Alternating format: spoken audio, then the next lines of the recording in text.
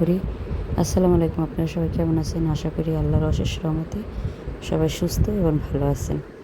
এখন বেশি ভিডিও দেওয়া হয় না, মাঝে মাঝে দেওয়া হয়। তো এই যে এখন আমার ছেলে মেয়ে গোসল করবে, তাই ভাবলাম যে একটু ভিডিও করি।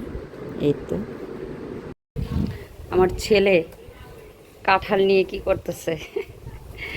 আমি যে কাঁঠাল ভাঙছি একটু আগে, এটা আমার ছোট ননদ আনছিল, তার হাজব্যান্ড গেছিলো কোথায় জানি কোন গ্রামে, সেখান থেকে আনছিল। আমি জানি না সঠিক কী জানি একটা গ্রামের নাম বলছিল, সেটা আমি ভুলে গেছি। তো এই যে আমি কাঁঠাল ভাঙলাম, পরে সরষের তেল দিছি। তো আমার ননদ যেদিন আনছে সেদিন ভাঙছিল, সেদিন ভালো করে পাকে নিয়ে আজকে পাকছে অনেক সুন্দর। তো কালকে বলতেছে যে ভাবি তো কাঁঠালটা মনে খাবেন না। আসলে সত্যি কথা বলতে কি, এখন মানে খাওয়ার সময় হয় না। খাই না যে তা না, খাই, কম বেশি খাই, কিন্তু খাওয়ার মতো সময় করেও মানে পারি না যে এখন খাবো বা কিছু একটা, সময় হয় না এই ছেলে মেয়েদের নিয়ে।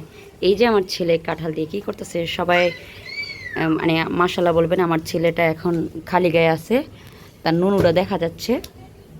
তো এই যে কাঁঠালটা আমি ভাঙছি, অনেক মিষ্টি কাঁঠালটা। আর এই যে কাঁঠালের মানে এটা আমরা চাপিলি বলতাম আগে ছোটোবেলায়, কাঁঠালের সাথে যে থাকে, কে কী বলেন জানি না, কিন্তু আমাদের গ্রামে চাপিলি বলতো। এটা অনেক মিষ্টি, এটা আমরা অনেক ছোটোবেলায় অনেক মজা করে খাইতাম। বাবা, বাবা যেও না, যেও না, যেও না, যেও না বাবা, ওখানে ময়লা, বাবা ওখানে ময়লা।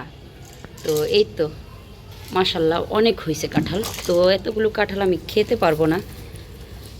আমাদের বাসায় আমার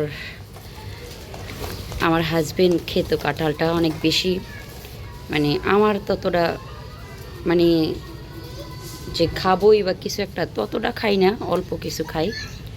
তো এই তো হাজবেন্ডকে অনেক মিস করতেছি। এই যে সে থাকলে হয়তো এগুলো খাওয়া হয়ে যেত সবাই মিলে।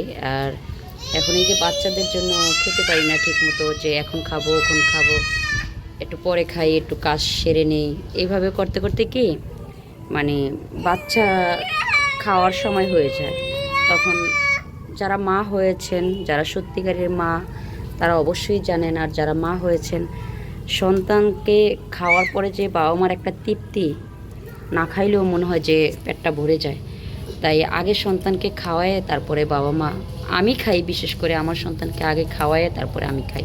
তখন মনে হয় যে আমি সারাদিনের কাজ কাম আমার সব শেষ, আমার বাচ্চাদের খাওয়ানো হয়ে গেছে, এখন আমি ফ্রি, এখন আমি কয়টা ভাত বা যে কোনো জিনিসই হোক একটু রিল্যাক্সে খাবো। এটা হলো মা, যে সন্তানের মুখে আগে খাবার দিয়ে শেষ করে তারপরে আমি খাইতে বসি। এই যে এই ভিডিওতে কেমন আসছে জানি না কাঁঠালের কালারটা, কিন্তু কাঁঠালের কালারটা অনেক সুন্দর। এখানে হয়তো ঘোলা ঘোলা আসতেছে। বাবা অনেক হয়েছে, তোমার আর কাঁঠাল ভাঙতে হবে না। তুমি কি করছো, সারা শরীর মাখসা, এখন তোমাকে আমার পরিষ্কার করতেই লাগবে অনেক সময়।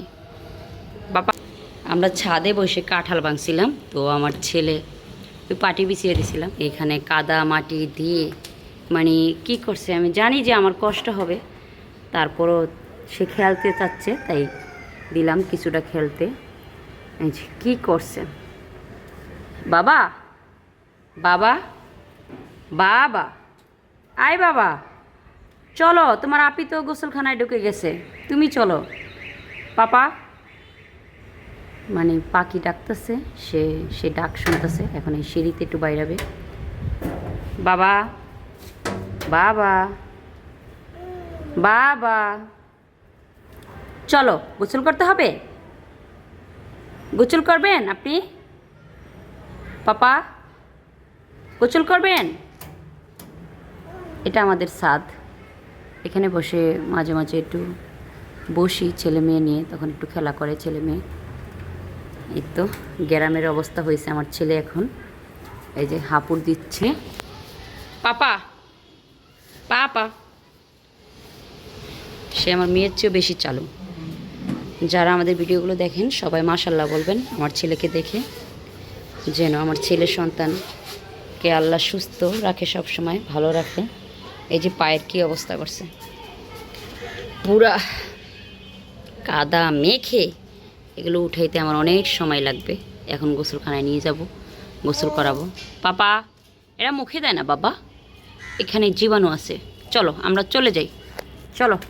কাঁঠাল ভাঙা শেষে ছেলে আর মেয়েকে ছাদ থেকে নিয়ে আসছি গোসল করার জন্য। এখন গোসলখানায় এই যে আমার মেয়ে গায়েতে কাপড় চোপড় সব খুলে ফেলছে, কল নিয়ে সে আর মগ নিয়ে ব্যস্ত আছে। যে যেখানে আছেন আশা করি আল্লাহর অশেষ রহমতে সবাই সুস্থ এবং ভালো আছেন।